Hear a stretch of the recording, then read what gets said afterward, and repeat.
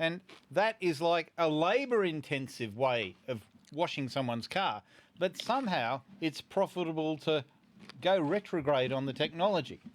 So this is telling us something about the labour market. Of course, if you want to say if we go to a post-capitalist society, all these ideas about labour marketing are now irrelevant. But anyway. Well, I think this. Well, we actually would wait for the. Yeah, let's wait. Hey, you're on. You're on. I just started it. Oh, okay. I was like silent assassin. I just started it. Nice. Yeah. So you were saying, Brendan, go for it. I was just going to say that once the robots come in, right? So you've got Figure AI, right? They're working on Gen 3. Unitree. Yeah. Yeah. So they said that they can sell as many as they can manufacture. The demand is so high for those robots. And they're actually starting to train this year inside houses. So factories are easy. Houses are difficult because, you've got the kids and pets roaming around and you've got spare socks. Less controlled environment. Yeah. And so they reckon in 2 years we'll start having these robots inside the house. So you got 30, maybe about 2 years ago, I'd say, we had about 10 major robot companies in the world. Now we've got over 30 with humanoid robots. And they're mature. They're all walking around unassisted, untethered, right? So the robots are really taken off. And I'm watching robots quite closely because I'm in software. And, that's hardware, but it's really an intersection. And a lot of the companies who you wouldn't expect to go into robotics are going into robotics, including OpenAI, starting their own robotics arm. They were with Figure, and then they left Figure, or Figure kicked them out. Yeah. And now NVIDIA, like heavily going into robotics, like just this week. Yeah, just saw that. Yeah. Disney Star Wars robot that they did with Disney. Yeah, it's so cute. Yeah, you've got LG going into robotics now as well. Life's good. Like all sorts of these companies are now robotics companies, and it's like, how many different is this a winner takes all thing or not, or is it like there's lots of car manufacturers, there'll be lots of robots? I think it's a Cambrian explosion. Exactly. We're looking at that, but in technology. That's right. You've got all these robots coming with all these different capabilities, right? You've got the Unitree ones doing Kung Fu. Yeah, I just saw that. That was great. Which one? Sorry? Unitree. The Chinese ones. They're doing Kung Fu. Yeah, I saw that. Yeah, that's not going to backfire on us. Yeah, I was thinking the So between Boston... Boston, have you seen Boston and how they run? Right, they lean forward and they start... superimposed the T1000, and you can see that whole thing happening. Right, the way he starts running and the way Boston starts running, and they never get tired. Well, in Boston, they can do parkour. They can do parkour. I've seen that Unitree. It was Unitree. The guy kicks it from the back, and it lunges forward. It went so low. I was thinking a human being would have just fallen by then. It pushed its knees forward, and just got back up. Yeah. Didn't manage to fall, and I'm thinking that's. See now, robots are stealing the stunt people's jobs too. Yeah.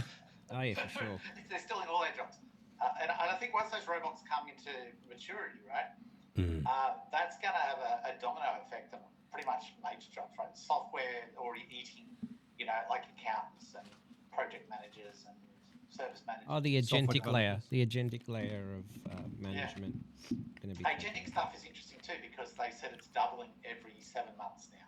Oh, right? There's a good issue about the agentic stuff, the conundrum about the co-conspirator. That's going to be interesting. The co-conspirator? I haven't heard that one. The co-conspirator is so juicy. Have you heard of it? No, can you please tell? I will tell you about the co-conspirator problem. So let's say I've got my little website business, say, and I've got my system administrators. They're human beings at the moment. But then I decide I'm going to bring in another sysadmin. It's going to be an LLM language model that can log in and fix up my Linux boxes. And one day, one of the websites goes down. One of the servers goes down. And it was because I didn't have enough money in one of the credit cards. They was going to pay for that service, and so they suspended it. They suspended the customer's server. And the sysadmin is on Slack chat talking with the customer. It tells me, oh, look, I logged into the M panel and the credit card is not enough money. And I go in and I put, or it goes in, puts money in, and then the server's back up and running. Oh, what happened? Why did the server go down? Co-conspirator problem. The AI will be instructed to say, well, there was just an issue and we solved it. You get it? Yeah, well, this is 2001: Space Odyssey, right? Like Hal killed the guy because he was instructed that they weren't allowed to find out. That's a Mobius loop. That's a Hofstadter Mobius loop. Yes, similar, where you're given conflicting. Yeah. But this is alignment with the employer. Yeah, with the overlord. So the employer. So there's so many different co-conspirators. There's co-conspirators against other employees. There's upper management against lower management. There's just and in There's order the company versus externals. Yeah. So you have to, if you are going to introduce agents that are going to work with co-workers, for them to get into the circle of trust, they have to, by definition of how humans work, be part of a co-conspirator setup. And in fact, when AIs deal with other AIs, they develop co-conspirator relationships as well. So in fact, you could say that the default way, or it's an emergent way, when intelligent systems interact with each other, they develop co-conspirator relationships. So co-conspirator relationships are just part of relationships between intelligent entities. And then you've got politics as well. That's well, I have to say, going to the whole thing of evolution and communication and so on, I mean, it's a general thing that, like, our intelligence wasn't really developed to assist our relationship with the world and be more able to, figure out which flower isn't toxic and so on, which was a useful thing, of course, right, yeah. but that was more of a side effect. The main use of intelligence was to negotiate with other human beings. social Communication. Yes. And not partially communication, partially they're trying to deceive you, you're trying to out-deceive them at the same time. Yes. And that's the whole rationale for communication. In other words, to some degree communication and to some degree organised deceit. And and it's really nice to be able to figure out which flowers are toxic along the way too. But, And also, that is how we developed an ego. Why an ego? Because in order to socialize properly, we had to figure out what the other ape was thinking. In order to figure out what the other ape was thinking, we would simulate the mind of the other ape in our mind. All right.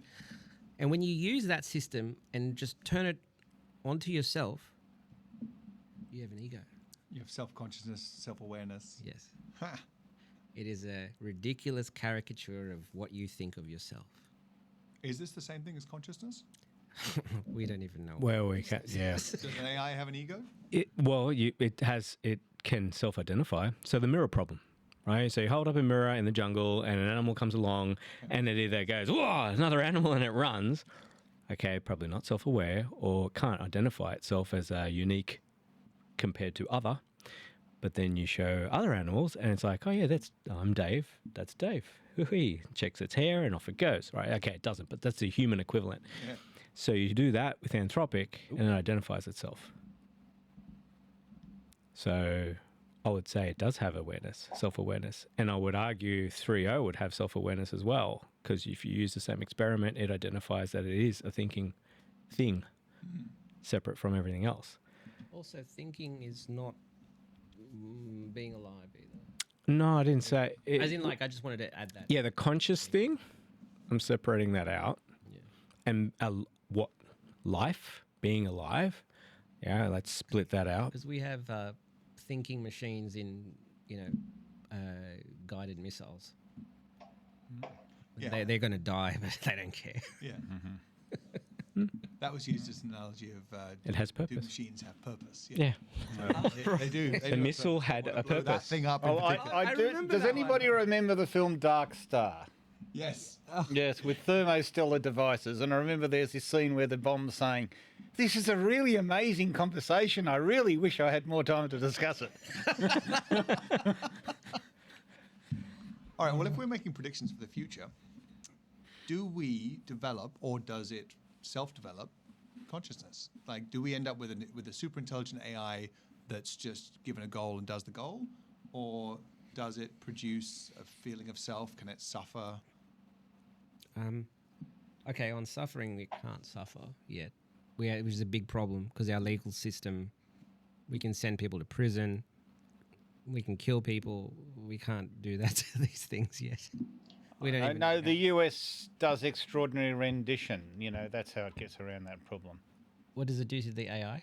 No, you put the AI and send it off to an obscure country where they've got slightly different legal systems and get them to torture it, Right. We'll just exile it. right? How can it be tortured? Well, I'm Well, if just it's saying the US does that with people. Oh, right. Well, yeah, but Yeah. the thing is, the thing is with us, you know, you can get anyone to do anything with the premise that, you know, if you don't do it, you're going to die. As in, like, Turn an AI off. they don't. They do care. Have you seen all the stuff they've been doing with Claude?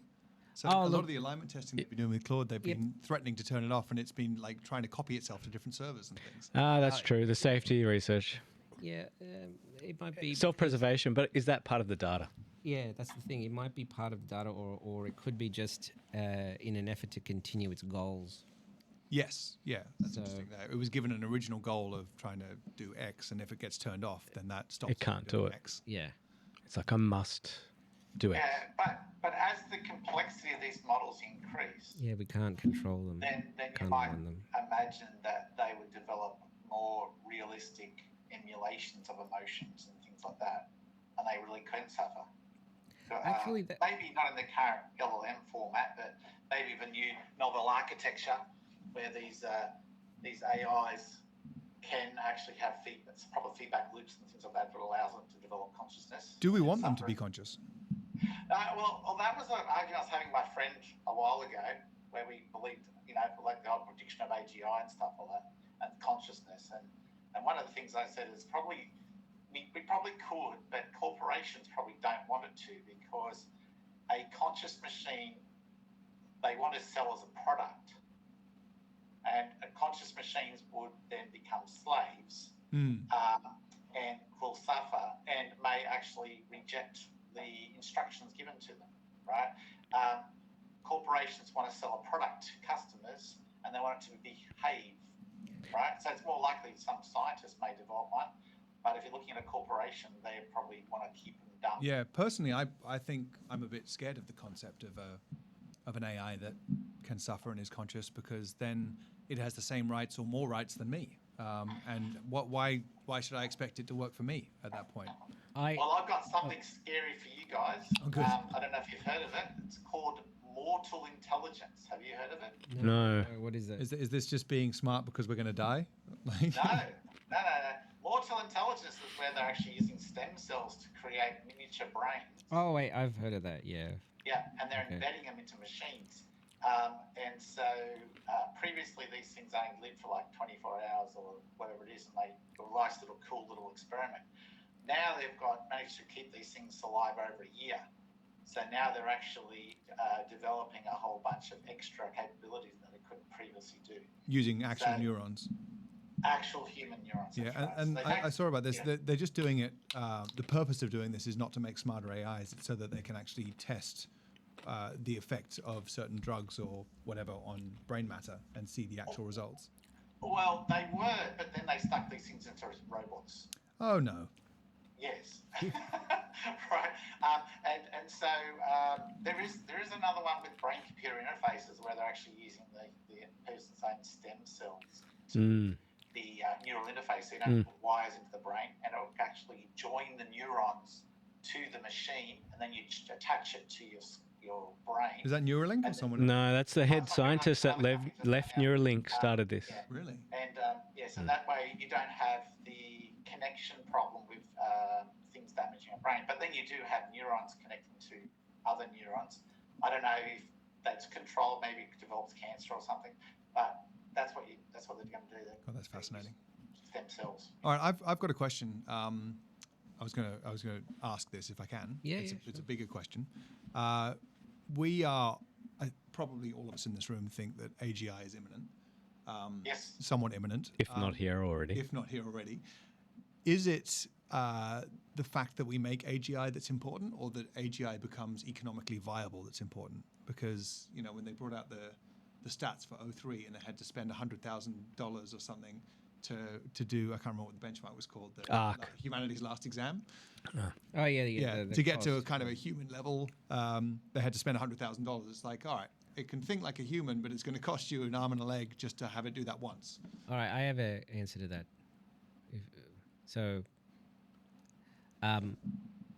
Out of all the things that we do, there's only, I mean, like the majority, I think it follows the Pareto principle, like 80% of what we do is very basic. So in order to automate 80% of human work, you really don't need much intelligence. And then the remainder, okay, maybe it's more expensive, but you can get, I think when you do go through the distillation process, it makes it orders of magnitude, multiple, like 10, 20x more efficient in tokens. It's intelligence per dollar. Yes. Yeah, it's 10x per year at the moment, and it has been for the last 2 years, so it's 100x in the last 2 years. Oh yeah, that's right. Elon said that. Yes. And that's gonna, and that's why I was saying earlier that, just a couple more doublings, and we're already approaching the smartest, most proficient programmer will be most likely a machine by the end of the year. All right, but I was 100% on that bandwagon when we were all super excited about the scaling laws, about the training scaling laws. Yeah. Right. When that was just going and going and going, I was thinking, well, it's just a matter of time until this hits us, and hits us cheaply. But now we're onto this new paradigm of inference time scaling being the thing that's giving us the distillation and inference. Yeah. So inference time scaling being the amount of thinking it does while it's actually doing the task, as opposed to the amount of thinking it did when it was training in the first place. And that's in the chain of thought. Yeah. So much longer chains of thought, much more tokens, much more churn and power and flops and blah blah blah. But that's made me think. All right, well, we're going to get really smart intelligence, but it's only going to be really, really smart if it really thinks about the thing for a long time. So we're going to end up with the Hitchhiker's Guide to the Galaxy thing, where you get the supercomputer. And 42. Get it to think. Yeah, I'll skip the years conversation straight to the answer. But I mean, that's really cool for the big questions, right? Like if we're going to say, all right, well, we want cure cancer, please. That's your input. That's your goal. Go forth. Think about it for 2 years and come back to us with the answer. That's awesome. And I think we're going to get like society, like as a humanity as a species, is going to have huge advancements because of that. But these are going to be very, very expensive questions to ask, and you better ask them the right way. Otherwise, you end up with 42, right? Yeah. So that's Grok, by the way. That's Grok, is it? That's actually Grok in Hitchhiker's. The name of the computer is Grok. No, it was Deep Mind. Deep Thought. Mind? Deep Thought? Deep Thought. So yeah. what was Deep Grok? Thought. No, you're thinking of DeepSeek, right? It was very similar. But Elon explained that it was from Hitchhikers. Grok. Grok was, I think, stranger in a strange land, which means... Correct. Oh, yeah, yes, sorry. something. You're right. You're right, yeah. Sorry. Not to be confused with Grok, which is the hardware. Yeah, the super fast inference, right? That's right. So by the way, that hardware is what gives me faith in the fact that maybe this new paradigm will still be really useful. And when I say really useful, I mean for me personally in my right? Like, yeah, we're going to cure cancer, whatever. I just want to have easier time at work. Well, that gives me one of the things that is the dates that we could talk about, right? So I came up with these three things about 10 years ago, and I've modified them, but I called the first one global global disruption. So this is Second one yours. This is AGI your. emergence, and the third one's the singularity day. Right? Sorry. Wait. So we've probably all read Singularity's Near, right? Brendan, this is your talk now, right? Let's just start your talk now. Oh, okay. Yeah, so this is your predictions of the future. Yeah, my predictions of the future. Okay, so we got a global disruption. Global disruption, I stuck it around about 2027, September the 30th to be exact. The whole idea is we will have global disruption. That's basically where I believe that AI and machine intelligence in general, maybe robots, that will upend society. That doesn't mean the end of society, but it means society as we know will be upended. Is it September 30th because that's when every year when the new iPhones come out? No. But actually, I think Peter would be here because he was talking about, he did a speech a couple of years back called the iPhone 20, which was very interesting. I was hoping he'd give a modern day version of that. But no, it's basically based on a couple of predictions. One is back in the old days when I first made this, 2027 just sounded like such a long way away. That's what I thought it would be. And Ray Kurzweil was coming up as 2029 for AGI. But it was more like we don't need AGI for the world to be disrupted. And Yeah, that's true. and I aligned this date to exactly the stuff in 2023 when the global supply chain shortages was happening with integrated circuits and stuff. We had GPT-3, I think it was, and we had stable diffusion, etc., coming out in the touching the market just before GPT-4 came out, right? And what I would say is what happened back then was we had a global supply chain shortage, and so it was like the popularization of AI had just become in the media. There's a bunch of research papers being released daily, right? Where before they used to be labeled every 3 months, they started becoming a daily occurrence of new research papers.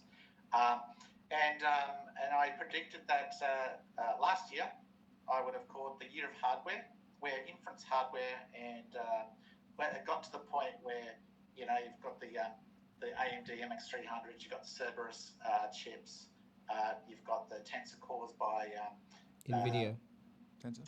Google, and then you've got the Blackwell. Yeah, that's NVIDIA. From NVIDIA, right? And there's a bunch more, but that's where hardware became less. How can I say? There was less delay on hardware being deployed, and you got mass deployments of data centers and things like that. And then this year was supposed to be the deployment of integration, AI integration in most corporations. So that was the end of last year to the beginning of this year, and then agent integration. And so most companies have now tried some AI to some success and others. Copilot's all the organization.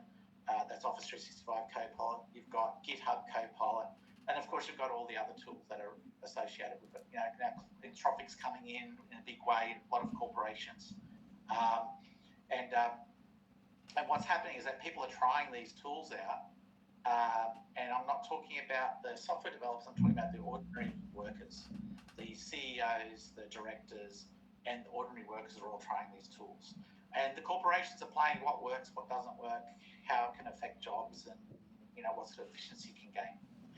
And then next year and this year is the latest iteration of those hardware deployments. You would have seen the video announcements just recently about their new hardware and how they're scaling up and scaling out. They reckon by end of 2026, we'll have 600 times the compute available. Cheapers. Right? Or maybe it's 800. But that's factoring scaling out, not necessarily scaling up, right? So obviously you make your chips much more faster, right? But then once you've got those chips being fast, you can then put them all together and make huge amounts of data centers and things like that, right? So scaling out. buy NVIDIA? Yep. Buy NVIDIA? Yeah. Well, not just NVIDIA, but that's one company, right? So, but NVIDIA is doing well because one of the things they're solving is the power problem. One of the big arguments is how much power these things use. And they said on the keynote was by reducing the fiber optic transceivers they were using, they went to some sort of fiber optic waveguide technology. They were saving 20 watts per optic cable, right? And each chip carries 6 of those, right? So you're saving lots of power there, but then you've got, 100, 200, maybe 600,000 servers, times that by the number of watts for each cable was using, That's and you've now megawatts. got nearly a megawatt of power, right? just for cables. And so by solving that issue, then you can actually put on more servers without your data centers melting down and building new reactors, right? So the hardware problem's getting solved. Now it's a software integration issue. And my prediction was that by next year, we've got the next iteration of hardware.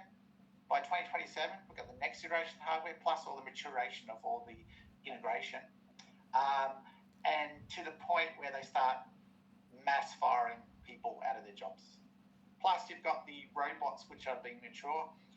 End of this year, there'll be a major mass production of humanoid robots, and then full-on integration into factories and things by end of 2026. And by 2027, you've got humanoid robots potentially being in houses and other environments. And when that happens, there's going to be mass disruption of the way that we live.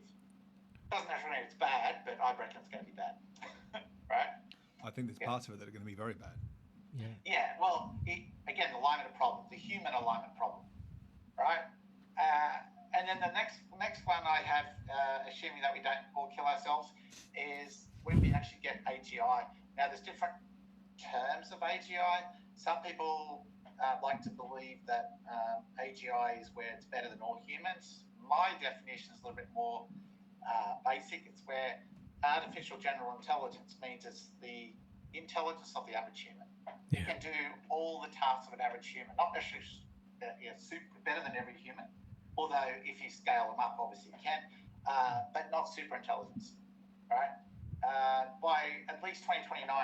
And then we get, assuming everything works there, we get... 1 second, sorry. So by that definition, surely we're already there.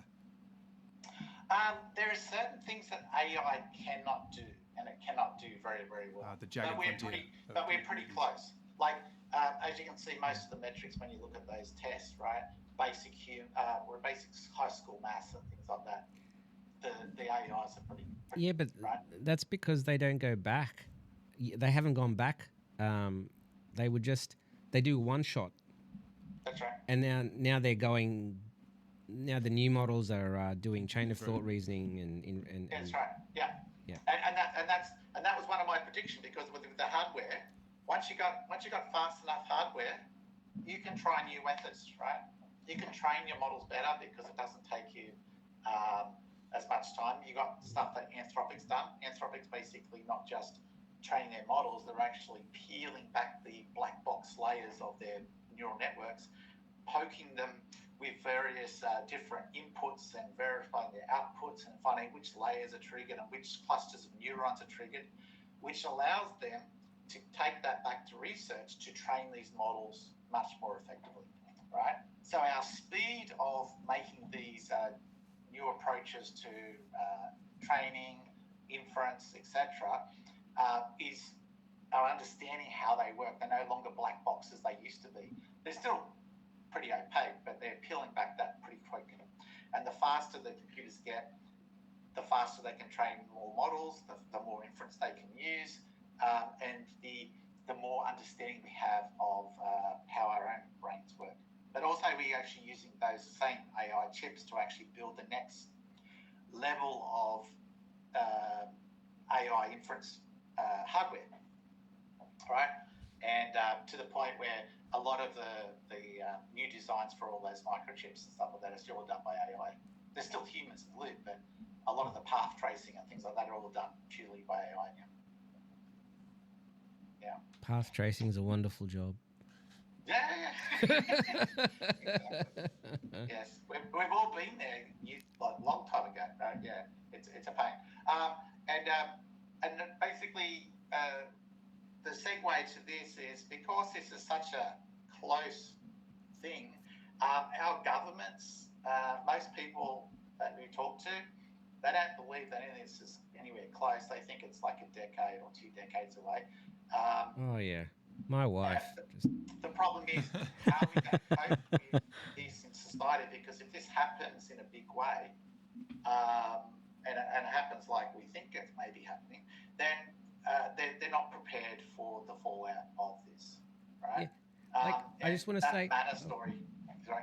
I just want to say, so my wife, I tell her this stuff is coming, and she'll say, Roy, I don't want to know. I don't want to know. I want to keep my head in the. This is her words. I want to keep my head in the sand as long as I can. Ignorance is bliss, as they say. Yeah. Yeah, my wife says, nobody cares. David, nobody Well, it's cares. scary. It's scary, but it's also knowledge is somewhat power.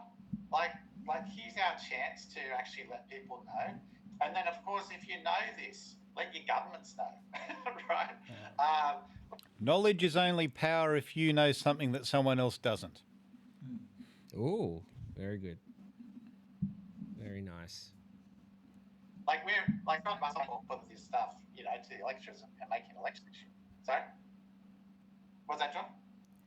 I said knowledge is only power if you know something that someone else doesn't. There's actually, I think 3 variants on that theme.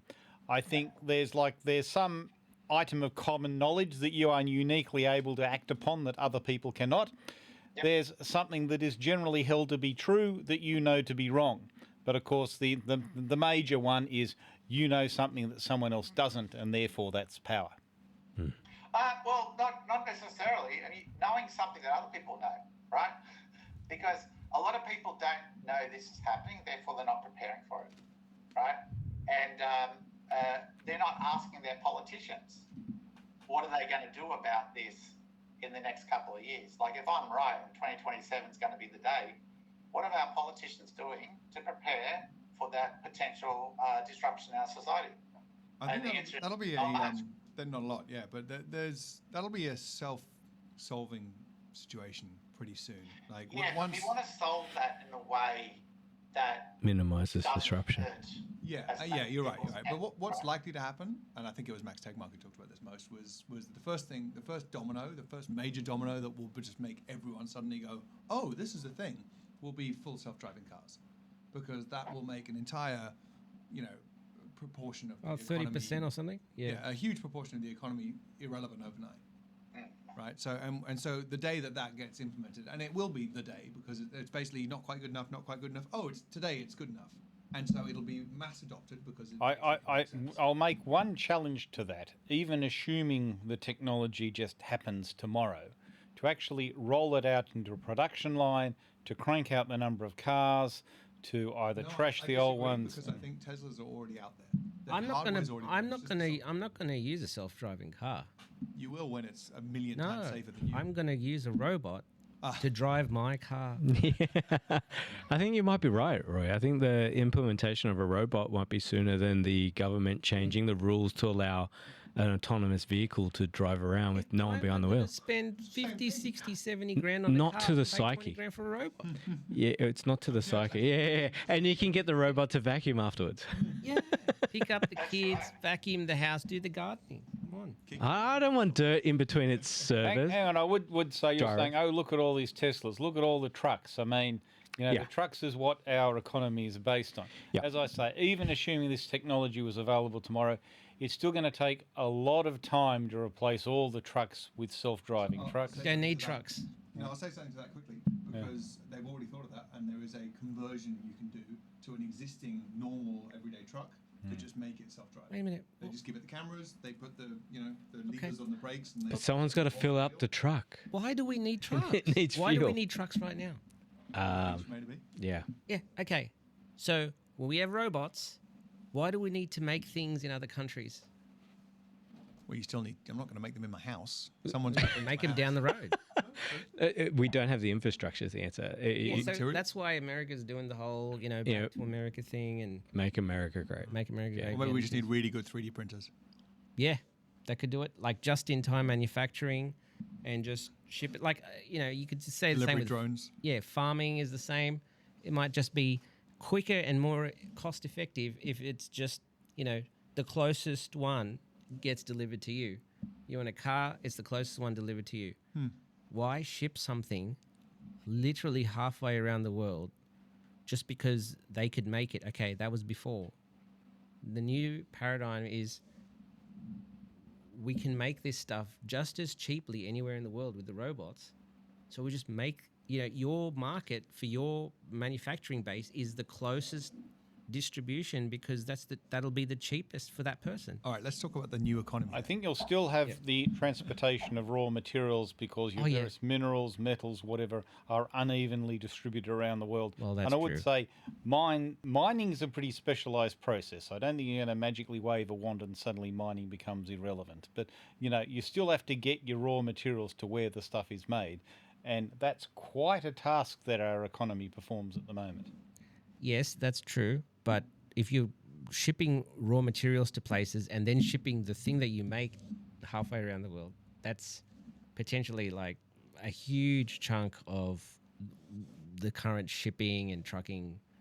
Oh, well, I think our current shipping network moves shit all over the world in a terrifically wasteful way. That's built into the current system.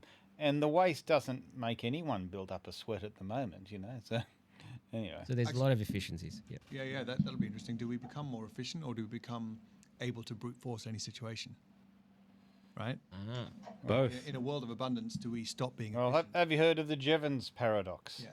Yeah. So Oh, but maybe we should repeat what the Jevons paradox is. repeat the Jevons and also the silver rule. I think I didn't get what the silver rule was. I know the golden Okay, rule. all right. So let me think about Jevons' paradox. Now, this was Jevons who was looking at the use of coal in the UK, and what happened was suddenly the price of coal dropped.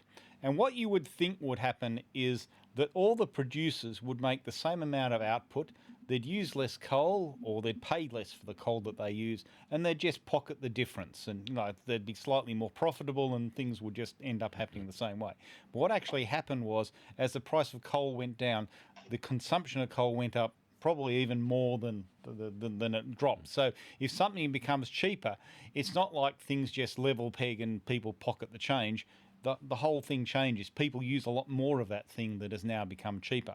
Right, so I suppose there was the golden rule and the silver rule. Now, I've got to think about this. I think the golden rule is don't do anything to somebody else that you wouldn't like to have done to yourself. Or no. I think the golden rule is treat other people the way you would like to be treated. And I think the silver rule is don't do anything to somebody else that you wouldn't like to have done to yourself. I think I've got that. There's a corollary of the golden rule. Yeah. Okay, from what I remember, what I was told the golden rule was if someone does something bad to you, you do an equally bad thing to them, and then everything's reset. So if someone, yeah, eye for an eye tooth. Why does this resonate with both Jewish faith and Christianity? What's going on here? It resonates with the biology. No, I think the general golden rule was actually a more positive. Well, so you've got, for example, expression. a fish. If a fish bites another fish, that fish will bite the fish back. But only the same amount. Only the same amount, and then it's reset. And then Well, they both will. Australian Aborigines have a violent tradition of payback. I don't know if anyone's aware of that one. So That's similar. Didn't Christianity try and give that one up and go for turn the other cheek? Yeah, because yeah, the eye for an eye Testament, leaves the whole world blind. Yeah. Is the extension of that, and then That's not Christianity. turn the other cheek. It was Christianity. It's like no, The Old Testament. No, Old Testament was eye for an eye. Old Testament's not Christianity. No. Oh, right. Well, actually, it was Hammurabi's legal code. I remember this in building that, if you build a building and it falls down and kills the owner's son, then your own son is put to death. All right. So so that's a how golden rule. Hammurabi's legal code worked. But of course, if you're one of the, I think one of the elite or one of the royalty, and something like that happens, well, you can pay off the guy whose son was killed. None of this ends up in the alignment of our next AI. That part of the Dead Sea, not Dead Sea Scroll, the Rosetta Stone. The Rosetta Stone was a contract that was written in 3 languages, which was the same contract, and that was the way they could decipher hieroglyphics. hieroglyphics. Yeah, Correct. That's right. It was just Speaking of which, they've got my mother's an archaeologist, and she, for the first time in our family, she was able to give some input into the AI conversation with me and my brother and my dad just blah, blah, blah, blah, blaring at dinner. And she goes, oh, did you know that AI has been used to translate some dead languages?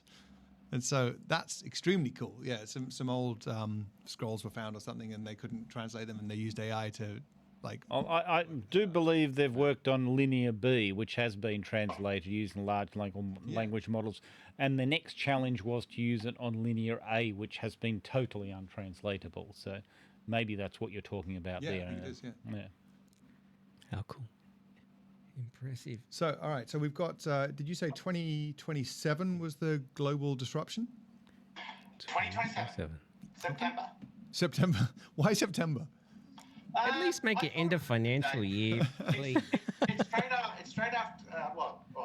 basically around about September, October, they have, end of September, right? They have the next round of a release of the new generation of chips. So they always announce the next generation of microprocessors or whatever it is. They always talk around about that time. Yeah. So it's on the CMOS, it's on the fab cycle. Correct. Fabrication. And the hardware is the magic part here, because hardware. You think that's the bottleneck? Allows the software. Yeah. Do you think hardware is the bottleneck right now?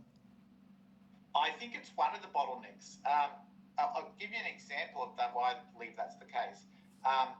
For instance, there's a lot of AI stuff was invented in the 60s and 70s, right? And it just wasn't practical to run because just wasn't fast enough. They couldn't do it.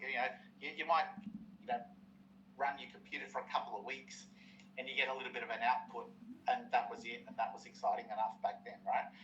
But you couldn't do anything clever because you weren't able to physically run the models. You weren't able to actually do anything at speed. And if you mucked it up, you're going to wait another couple of weeks. Now, with the hardware, you can basically try stuff that you don't know is going to be successful or not. And so the problem is, instead of waiting 3 months and find out you ruined your training run, right, it may only take 3 weeks, right? So now the risk of failure is slightly less, right? E.g., if you muck it up, you can start again, or you can do some other extra research in that time, where before it would have just been a waste of time, because waste of time is waste of money, but also you've got a probability that your competitor over leapfrogs you, right? So with when the training data gets, or the training hardware gets faster and faster, you can try a whole bunch of extra things that before would have been computationally too expensive or just take too slow, and now it's fast enough, right? Yeah, that makes sense. Well, what was it, OpenAI, who had to go all in to try and train GPT-3, right? They had to spend every dollar they had to they couldn't try anything else. They're like, all right, let's just make this the only thing we do, and they had no idea whether it would work or not. But they basically got lucky that they had just enough hardware, with I think help from Microsoft, to produce something that people went, oh wow, this is actually not nonsense. This is actually really good. And then that sort of catalyzed the massive expenditure and investing of capital to spin that up bigger and bigger and bigger.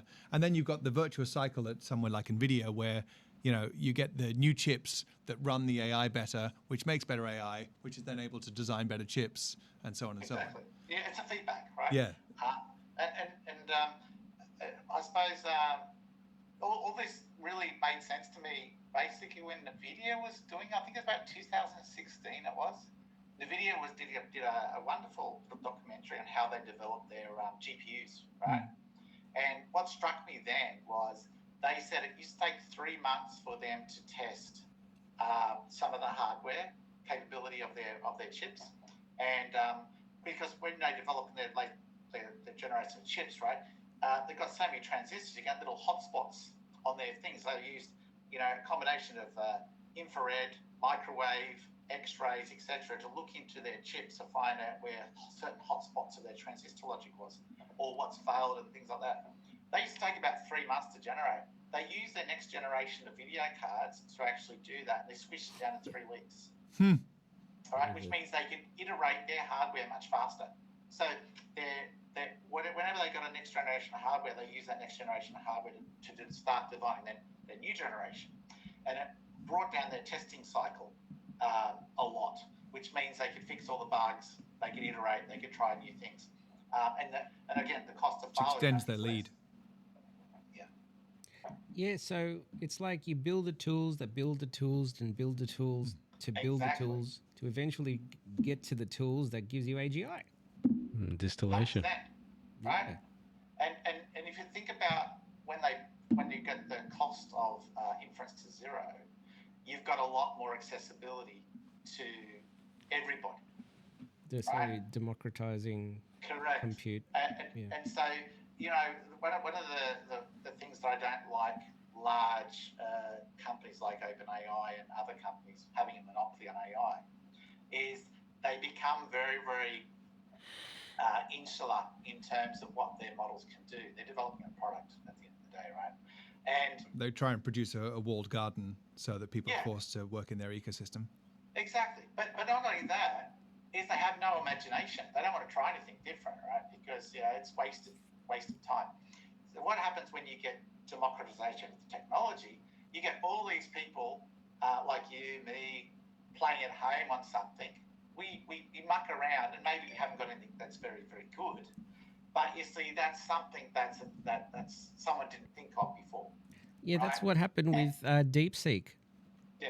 So they didn't have access to large amounts of compute, so they had to do the distillation. Correct. And they open sourced it, which means that all the other companies were able to innovate much faster because they didn't think about that sort of stuff, right? So by democratizing that technology to everybody, right, everyone catches up and then accelerates even faster. Right. But Brendan, do you think that by accelerating faster, we reduce the risk or increase the risk? And by risk, to Existential risk? yeah, to risk to humanity, a risk to the current social norms, a risk to public health, a risk. You take your pick. Decrease the risk. I'm a big anti-AI safety dude. So are you AI EAC? safety in the fact that I don't believe AI safety is not important. It's I don't believe the approach or the public statements given by these AI safety guys had their best interest in mind. I think they were trying to talk about AI safety to keep their models under wraps and in a monopoly state, so that they weren't able to give it to everyone. Because trust us, it's too dangerous for you. Where we've all seen the horror movies where AI escapes the lab, right? But it's usually someone who's got something top secret hidden in a lab somewhere. And what happens when it gets out of the lab? There's no one to fight it because they're the only ones to do it. If you democratize the technology, then everyone's got the technology, and everyone's then familiar with the technology. And where I think is more important is the fact that we're educated to this technology, and education is one of the big things that the AI safety dudes are never talking about. They're not trying to educate the public, right? Because if you've got an educated public, you're less likely to fall for the scams of AI because you know its capabilities. Now, it's still, obviously, there's still a chance you can fall for the scams, but if you know such scams exist, right, then you know what to look for. You're a little bit more wary, and you may actually have your own AI/antivirus, right, to protect you from it. But if you didn't know about, this AI safety and all your experience of AI was through some corporation, right, with guardrails, well, the second something malicious happens to you, you're not prepared for it because you didn't know it was possible because it's all been hidden from you. I was just going to say, you mentioned that that as soon as the AI gets out, it's Armageddon or whatever it is. Potentially, if it's a malicious AI, that is. We've all seen the movies, but you know that those movies are all Western movies. Oh, I understand. I don't believe that AI would be malicious As in, by itself, yeah. When you look at Japanese films, all the robots are good. You got Western robots, Terminator, HAL 9000. Yeah, they're all hell bent on destruction. Yeah. But then you look at Japan, and they've got Astro Boy. Astro Boy, They've got yes, that's right. yeah, but we do have Mechagodzilla. R2D2, yeah, R2D2 and C3PO though. We do. So we do have some good ones. Of course, and again, it depends on what sort of malicious activity the AI is being trained to, right? I think Ulysses had a point as well. Defense Yeah. contracts. So on like what you're talking about right now, I think is mainly the sort of open source. It's what the open source guys are really pushing. Mark Zuckerberg is championing it in a big way, basically saying, look, open source is better for humanity. What's the head scientist, the French guy at Yann LeCun. Yann LeCun, yeah, he talks about this a lot as well. How open source is the only way to make sure that we all have access to the same thing, that no one's left too far behind, that no one maniac can decide to sort of make a mad power grab. It keeps a little bit more of the, I guess, the status quo. That's right. I think that, well, it's just my own thoughts. I think that Facebook, Zuckerberg had a different reason. Of course, yeah. For doing that. Of course, but it doesn't necessarily mean it's wrong. Just his motivation for saying it is because he's trying to keep up in a world where he's been left behind in the closed source race. But Elon's taken the same view, right? He's also... Well, he is, but he's not open sourcing. No, he has. No, he only open sources old models. He hasn't open sourced his latest stuff. So Grok 3 is an Grok 3 open is source. closed source. Right, okay. Yeah, but I think it works so long as it's kind of like crypto. It works so long as most people, are on the level, right? If most people and most of the AI is working, for good, for order, whatever. If there's a few chaotic agents out there, none of them are powerful enough to take over everyone else combined because there's enough people who have enough AI. So it's sort of a taking faith in humanity kind of stance, that there's enough good out there that will band together against the bad, but that's maybe risky. Which is opposed to the... I was going to say that logic is, I think, valiant, because the alternative logic I'm thinking of is everyone needs to arm up with AI because then got mutually assured destruction. Yeah, that's what I was going to say. You heard of MAME? Multi-arcade machine emulator. Yeah. Have you seen like what happens when you put a web server on the internet without a firewall, without anything? It gets hacked in 5 minutes. Yeah. What happens if you The have internet is a wonderful place full of Yes. rainbows. That's right. Double you have an rainbows, the email. unicorns. You give your email address out, you will get spam. You will get bots on forms, and they will send you Trojans. Yeah, That's it. It's, an It's like opportunistic place. that's the Wild West out there. And you take an You opposing think that view, you get AI is attacked. going to be any different? Come on. Well, in a way, yes, because so everyone's talking about using AI to find vulnerabilities in code so they can hack them. Yeah, I'm waiting for that. Technically, you should have better AI before you even release the code to begin with, looking at your code for vulnerabilities before that ever goes onto the internet. All right. So Yeah, but should is not it's a double-edged not sword, the same right? as reality. Yes, people can use AI to hack your website, but hey, you're going to get AI to look at your code. It'll be a verify. Darwinian outcome, right? We'll have the people who use the AI correctly to defend themselves will not be, taken down by the people who are using AI to take it down everyone else. But basically, anyone not using AI is going to be left behind in a big way. And that's the talk about world leaders. The world leaders are going to have to defer to AI because if even the CEOs, If because one does. the other companies who do defer to the AI are going to win. They're going to get better products out. They're going to be doing better. So the human AIs are going to become the human people. CEOs are going to be a liability, and they're just going to say, look. Yeah, human-only companies won't be able to compete in the new economy, which is where That's right. potentially capitalism falls down to some extent. Because if the only entity that's able to compete is non-human, what's the point of us? Yeah, new social. But who buys the stuff that they make? We do. With our UBI, maybe. Oh, maybe you got robots buying stuff. Yeah. Why? Yeah, well, okay. So actually, you mentioned that before. So robots buying stuff, sure, why not? Like robots have, agency. They have a goal. Maybe they have an age. Like you also talked about the aging population, right? Robots are a great counter to the problem of the aging population because you can have a 1-for-1 ratio of a carer robot to an agent person. And that person needs to feed that robot needs to feed their human. It needs to keep their house. Needs to be medicated. They need to work. It That's works right, yeah. for the interests of the human, and it has Well, it what about produces its own sub goals to figure out who it needs to talk to or what other robots it needs to talk Well, to. I've just remembered another one of my sort of doomsday scenarios, which is actually global warming.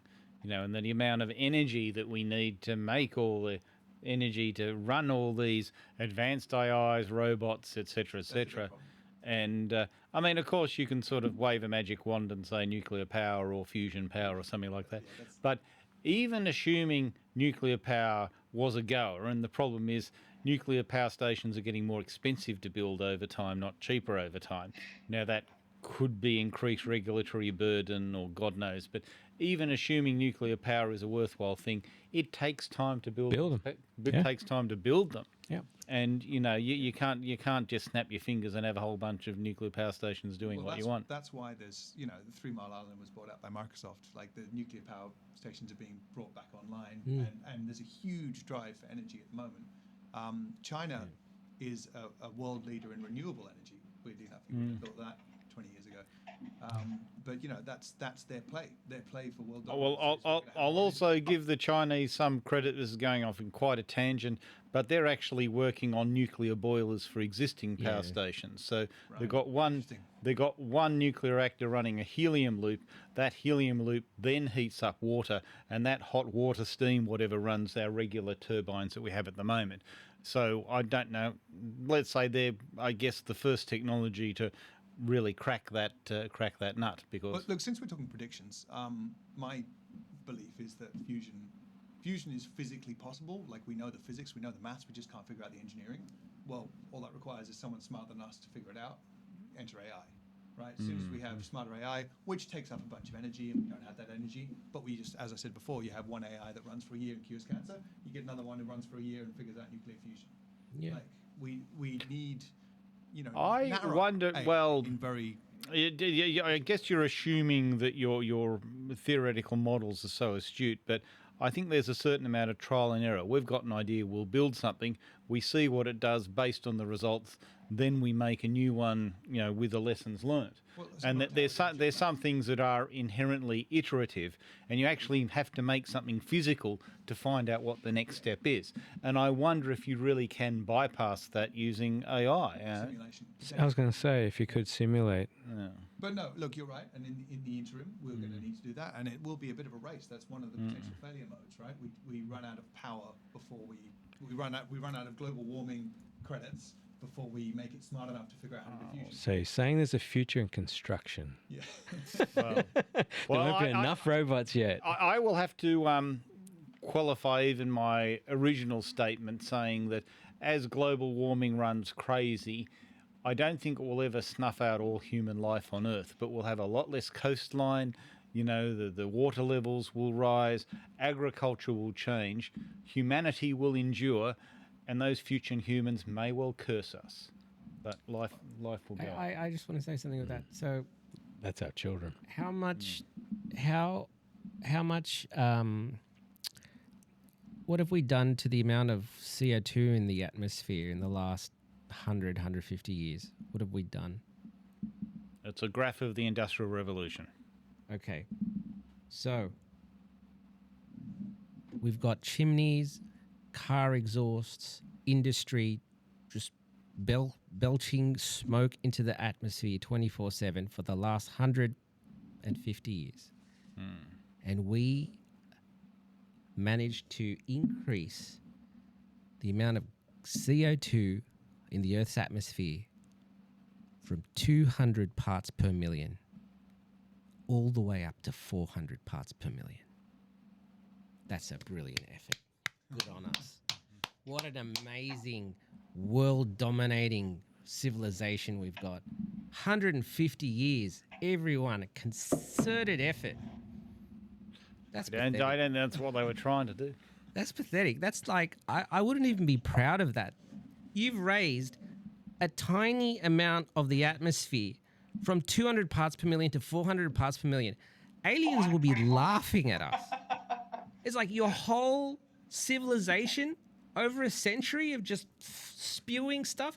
You increased at just the tiniest part of the atmosphere. You guys are nothing. You're not doing anything to this planet. Try harder is what you Try harder. Yeah. No, I would say you double the amount of CO2, it completely changes the radiation budget of the planet. And it's sort of like a tiny amount of cyanide. Oh, come on, that won't hurt you. It's only a tiny amount. It's natural. You can handle natural it. too. Cyanide. We're talking Natural. about Natural. CO2. I'm exhaling CO2 Well, right now. also, as long as we're bringing up a lot of random topics, you know, you were talking about R2D2 and 3CPO. C3PO, yeah. Yeah. I'll throw in this sort of gratuitous comment. If you substitute droids for loyal slaves, it's amazing how well the rest of the plot flows. Sorry, say that again. If you substitute droids for loyal slaves and imagine some sort of thing from either Greek or Roman times, it's amazing how well the rest of the plot flows. Oh, right. I see. Yeah. So, yeah. So George Lucas based Star Wars off the forbidden, the hidden Fortress. Hidden Fortress. Right. So, and that was a Japanese film by Kurosawa, I think it was. Was it Kurosawa? Could have Samurai been. movie, is it? Yeah, it was like a film that Spielberg and George Lucas loved and adored, and they didn't hide it from anyone. And they based Star Wars off Hidden Fortress, which was a film, and it had knights, it had a resistance, it had a castle, but they just changed it into... Were the droid slaves? Yeah, space cowboys. I think that they were slaves, right? The droids were slaves. Oh, okay. I have to look it up. Not sure. I will definitely be watching that. Yeah, it's a good one. All right, Brendan, any more stuff to add to your opus? Well,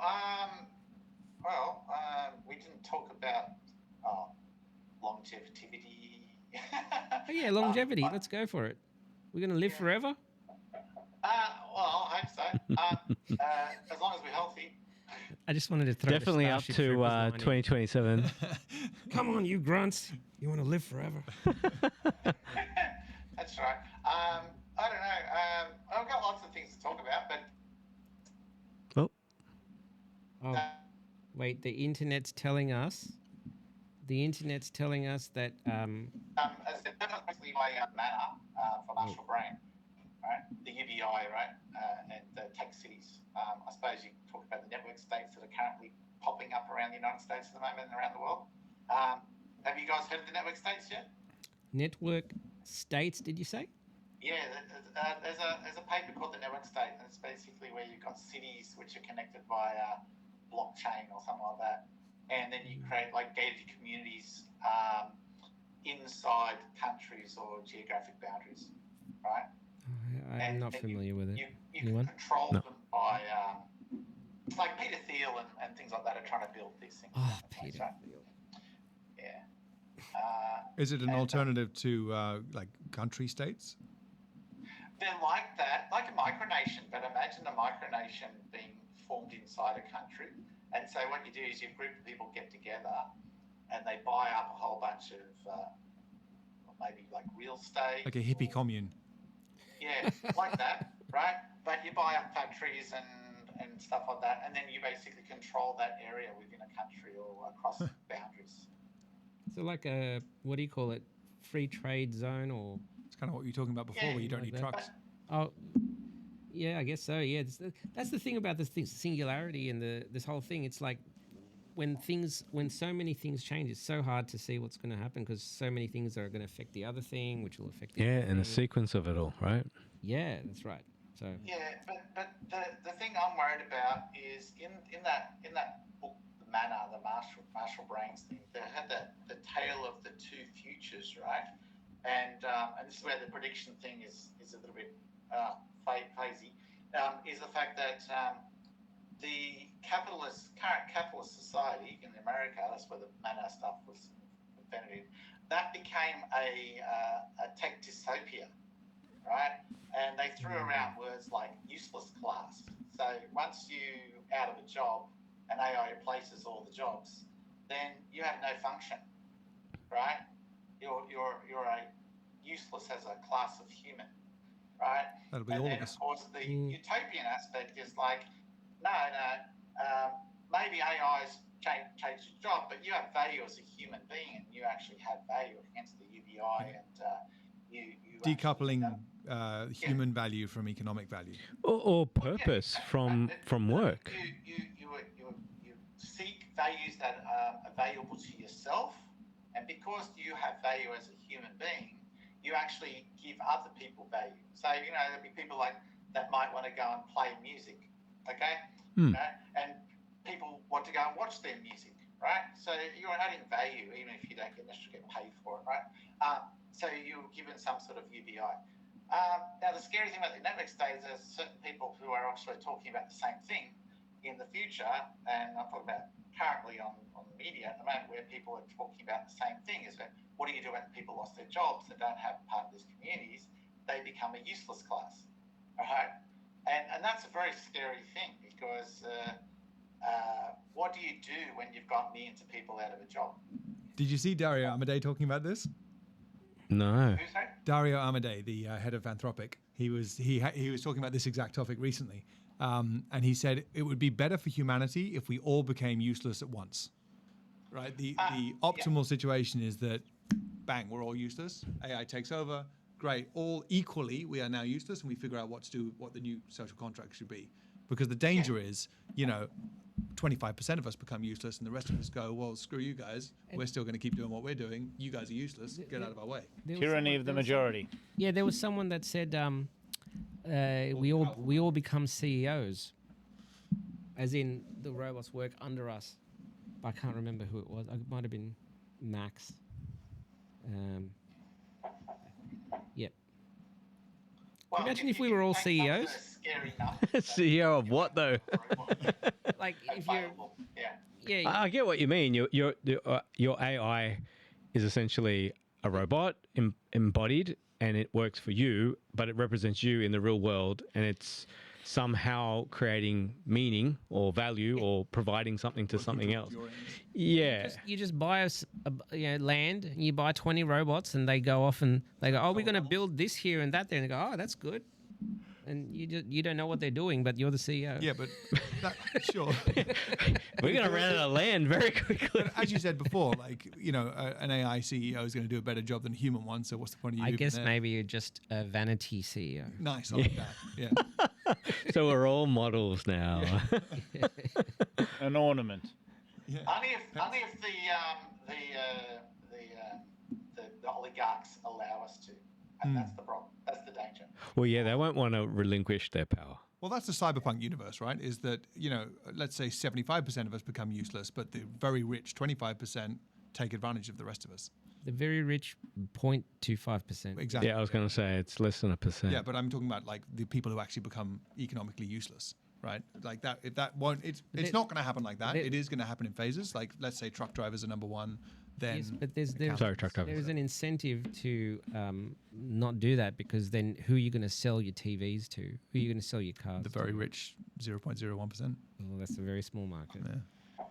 Yeah, Very well, it is a small market, but the point is that a lot of these people don't think about that, because that was one of our arguments, right? If you don't hire any people and you price everything out of the market of everyone else, who buys your products? And I think depending on how wealthy. Well, why are you making products? Don't care, right? They got enough money. Like Elon Musk's got enough money, personal fortune to, if he wanted to, he could spend like $1 million a day and never go broke in his lifetime, right? Yeah. Right? And so it's like they don't need it, and the question is, do they care enough to look after the people? And the answer is probably not. So we got to have some idea of what to do. Yeah, so but that see, we actually have some relevance. Or Brendan, I think there's a big issue that, I mean, there's the assertion that, for example, Elon Musk, he's doing things for like, selfish well, not selfish reasons, but why should he care? But the thing is, everything he's been doing, rocket company, that's an awful idea. That's not going to work. He does it anyway. Electric cars, that's an awful idea. He does it anyway. He's doing stuff that people have been telling him, you're nuts to do it. There are so many easier ways to make money. Yet he's doing these. There must be a reason beyond he wants to get rich to do these things. Oh no, Because that's a terrible things to put your money towards. They're not a surefire thing. Yeah, they're just long shots. You know what I mean? So there must be something else in his head. No, there's got to. I didn't say everything has to be like that, right? Okay. So there's a lot of scientific research that appears to be useless and then ends up becoming incredibly important for other things, right? So that's not the argument. The argument is those people who are obscenely rich often do not care about the people who are. Okay, I agree with that. Yeah. And Elon Musk is not a very nice individual in terms of how he treats his workers and things like that. So He's the more question is- purpose-driven than he is people-driven. Yeah. So he's doing some cool stuff with trying to launch rockets and all sorts of stuff, which is cool, right? But at the day, if you were drowning and he had to make some effort, he'd probably watch you drown, right? So the thing is, we need to make sure in society that the people who are displaced by this technological change are not fallen by the wayside. Yeah, and we can have selfish reasons for doing that in knowing that sooner or later all of us will end up in that subclass of useless people. So we might as well set up the system that's going to take care of the useless people before we become the useless people. Right. 100%, right? Well, we'll know people that are in that category, right? So, okay, I'm in a different... useless people is a No. loaded term. No, By that I mean economically useless people. I didn't take any offense, but what I mean what I mean by is, okay, so I'm in a different industry from disclosure. I'm in a different industry to yourselves, right? And so my industry might be affected, but or not. But I see a lot of software people lose their jobs. Like a large proportion of software developers just get replaced by AI overnight, gone. There'll still be a few, right? There'll still be the elite or specialized or whatever it is, but you just won't need as many. But then there's parallel industries where we're seeing this happening, and there'll be a pivot. There'll be a, what do we call it? Tipping point. Tipping point, correct. Where you start to see, okay, well, now my brother's affected, or my wife's affected, or my children really wanted to be software engineers. They're not going to be that anymore, and they have their heart on that. Like there's a knock-on effect to where we all go, there is this altruism that kicks into gear and say, well, okay, I'm okay, but I'm sure 9 out of the 10 of people that are okay are thinking, shit, we got to do something, because we will eventually be in that category. So the sound of inevitability, and there's a thing that when we are pushed to the limit, as in towards destruction, we do tend to band together. So that's a good thing. I agree. I mean, I've watched too much of The Walking Dead. Now I'm decided that humanity is terrible and we're all out to get each other. That's the Joker. He says, what does he say? These people, I can't remember the term that he used. I know they've seen. Oh, what the term, he goes, they're one something away from ripping each other apart. Yeah, they'll eat each other. Yeah.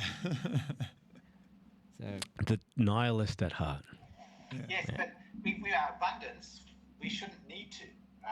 That's right. That's we're getting That's actually there. a really good point. Yeah, if we get enough abundance, there's no point in hoarding, trillions of dollars in a world of squillions of dollars, right? Like, No. if you've Wow, got that's everything you actually a need, That's a nice line. yeah, What's that line again? there's no point in hoarding $1 billion if there are squillions of dollars to be had, That's a line. right? That is. I think there's a lot of despots that have had 50 Rolls Royces or whatever, and it's never enough. Or Imelda Marcos with all of her shoes, or something like that. Yeah. Actually, I read a book recently which freaked me out called The Status Game. Have you heard of it? I know of the status game. Yeah, but I didn't read it. it's a horrible book to read, but it stays with you. But it's basically that it's not actually about having money; it's about having more money than you.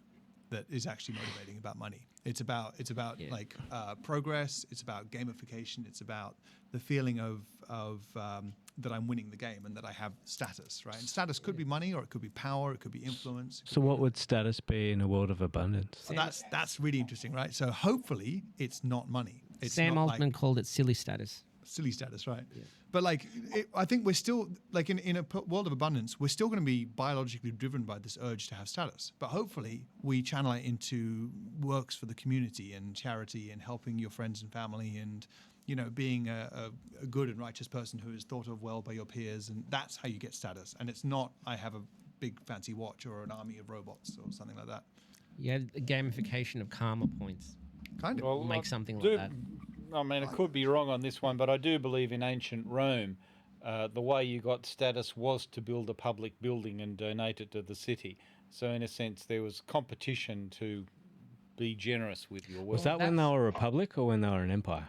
Well, that's more than I know. Goodness knows. That was a particular city, yes, and it had extremely high buildings, and it was for that particular commemoration. Yeah, and so that- they call in the book they call it the status game, and you're in a different status game. So they talk about Nazi Germany, they talk about Stalin's Russia, and how the status game created a perverse incentive to create a dystopia, and how we as humans fall into this because we are biologically driven to work within the status game that we're in to raise our status. So in order to do that, I need to sacrifice my Jewish neighbor. That's what I'm going to do biologically. Like Yeah. we all shun the Germans for doing that, but Yes. probably half of us would have done the same thing because we would be in that status. you know game. what another name for that is? An alignment problem. Yeah, I was going to say, we were talking about, but then there's the people in Germany that actually didn't play that game, where there was something that was driving them beyond the status. Or they felt like they got more status for a different reason. They were in a different game. No, where they housed Jews, or Yeah, they because protected they them. were They were part in a of- different game. They were playing a different game. Yeah. Right? They got status for themselves in a different way. And it may not have been the status of like the Nazi party thinking I'm a good guy. It may have been my little underclass that I'm part of, the resistance. I've got status in that instead. Or their religious belief believing afterlife had a status game. So we have apparently hierarchy. Like you've heard the Jordan Peterson thing. We instinctively arrange ourselves into various hierarchies, and our entire limbic system is based on our position in the hierarchy. And so if we're at the top of a hierarchy, our body secretes more serotonin, so we feel better. We feel better about ourselves. And so an example of a non-official hierarchy would be the criminal underground. Yeah. So if you're a boss of a drug cartel, you're at the top of that hierarchy. Might not be a official hierarchy, but it's still a hierarchy. In prisons, same thing. There's a hierarchy in the prison. 100%. Yeah, there was the book actually talks about a story of a guy who was in prison. He was wrongly accused of something at a young age, and he was put into prison. And he ended up, learning and reading a bunch of books, and then they came up for parole, and he's like, I don't want it. And they say, no, we realized that you were put in here for the wrong reason. We've disproved your case. You're free to go. He's like, no, don't like in here I'm somebody, out there I'm nobody. So he's had too much serotonin Yeah. when he's inside. And I think he ended up killing himself when they forced him to leave. oh my Oh, goodness. right. So and also that apparently that pathway in our brain is so old we share it with lobsters. I love that. And so Rock lobsters? yeah, lobsters. So you can give antidepressant medication to a lobster and it'll work. How is How do they work out a lobster's depressed? Shuffling around, looking all morose. He just has no life left in him. All right. Well, how about thank you, Brendan. Is that are you all done, all finished? I don't know. I'm enjoying the conversation, so I'm happy to listen to other people. All right, Chime in fantastic. wherever. All right, we will just end it right now. Yep. And have another break. Yay. Nice one. So what time is it now? I guess I might ask. 11 o'clock.